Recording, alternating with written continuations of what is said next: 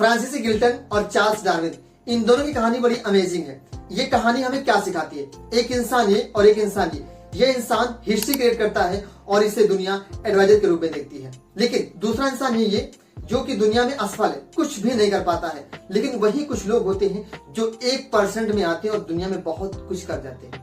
पर देखा जाए तो जन्म लेते समय ऊपर वाला सबका दिमाग सेम तरीके से डिजाइन करता है, लेकिन हिस्ट्री में नाम दर्ज होता है सिर्फ कुछ ही लोगों का।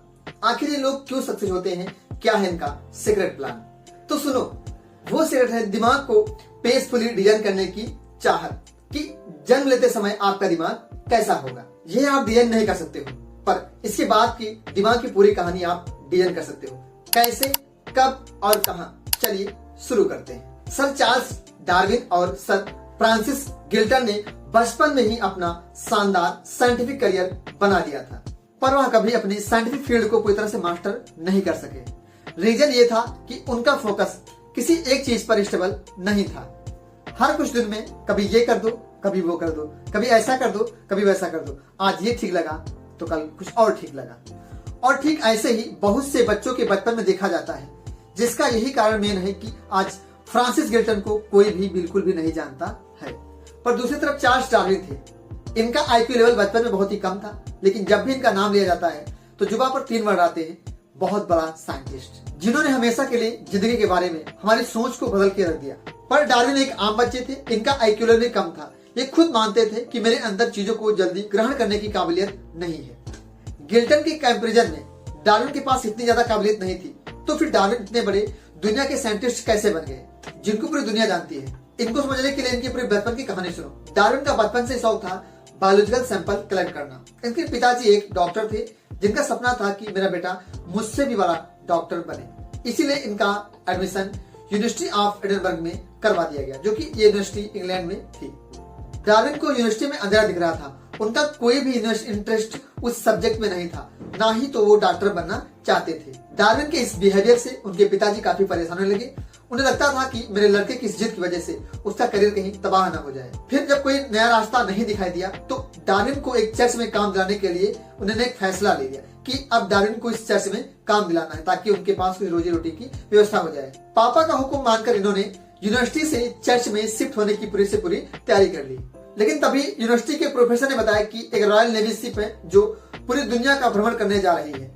उस शिप में एक बायोलॉजिस्ट की जरूरत है जो प्लैनेट, एनिमल और बर्ड्स का सैंपल कलेक्ट करके ऑब्जर्वेशन के लिए इंग्लैंड की लाइब्रेरी में भेजना चाहती है। अब डार्विन के पास बहुत ही अच्छा मौका था, ऊपर से उनके लिए उनका मनपसंद काम मिल रहा था, लेकिन उनके पिताजी उसके बावजूद भी मना कर रहे थे।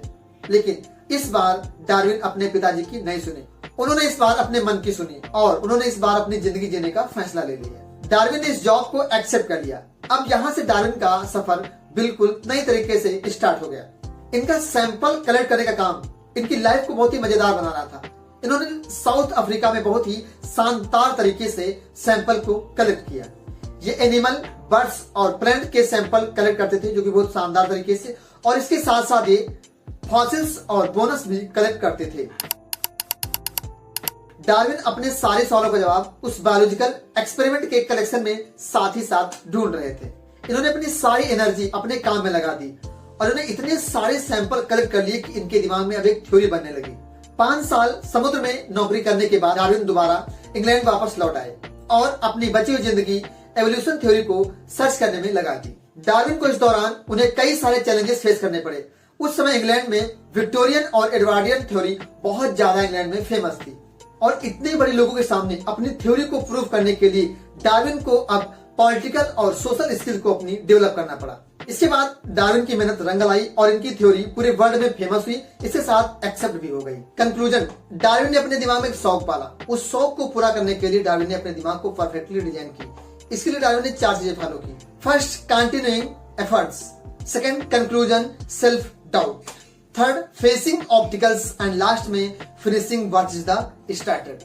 इन सबको फॉलो करने के लिए आपके अंदर डार्विन की तरह एक इनर फोकस होना चाहिए और यही इनर फोकस आपको एक दिन साधारण इंसान से आपको जीनियस बना देगा। Leonardo da Vinci, the great artist of 15th century, इनका भी मानना है कि हम सबके अंदर एक इनर पावर होती है जो कि इस वर्ल्ड को फेस करने के लिए हमें कैपेबल बनाती है। इनको भी बचपन में ज्यादा पढ़ने का मौका नहीं मिला। इन्होंने नेचर को बहुत ही सही तरीके से ऑब्जर्व किया।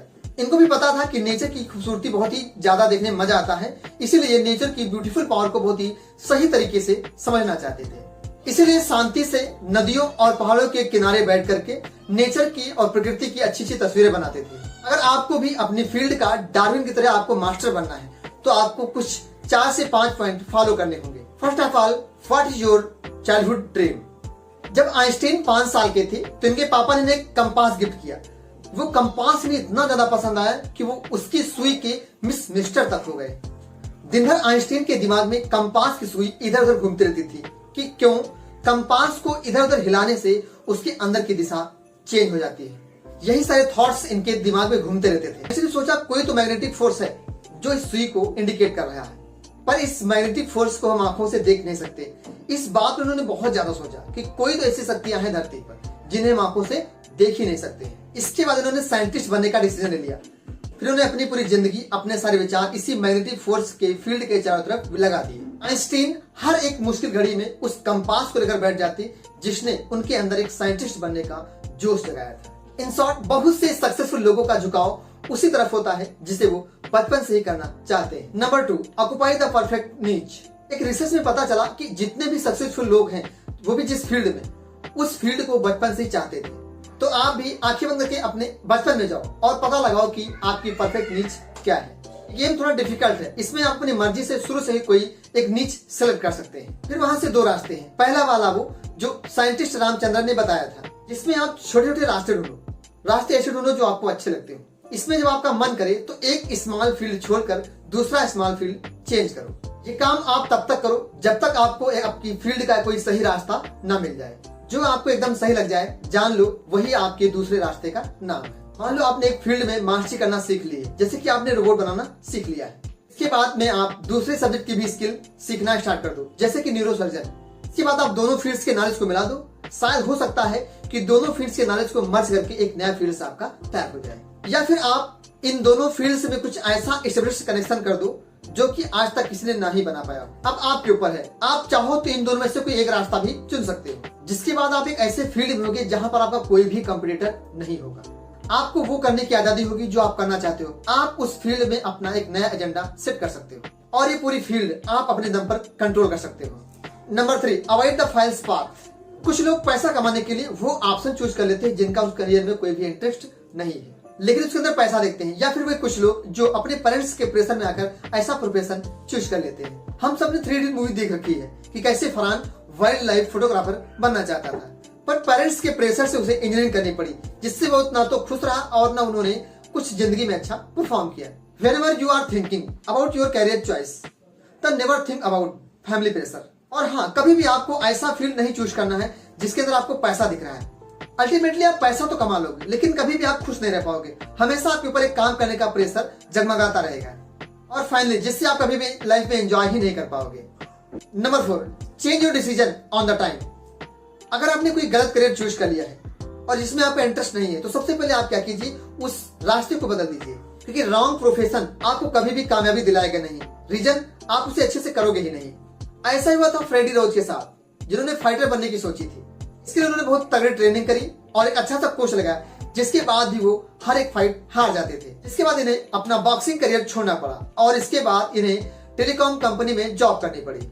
बट इसके बाद अभी भी इनके सर से बॉक्सिंग का भूत नहीं उतरा था, इसलिए फिर से इन्होंने अपने कोचिंग सेंटर जाना शुरू कर दिए और इस बार खुद की बॉक्सिंग के लिए नहीं, बजाय दूसरे फाइटर्स को सपोर्ट करने के लिए।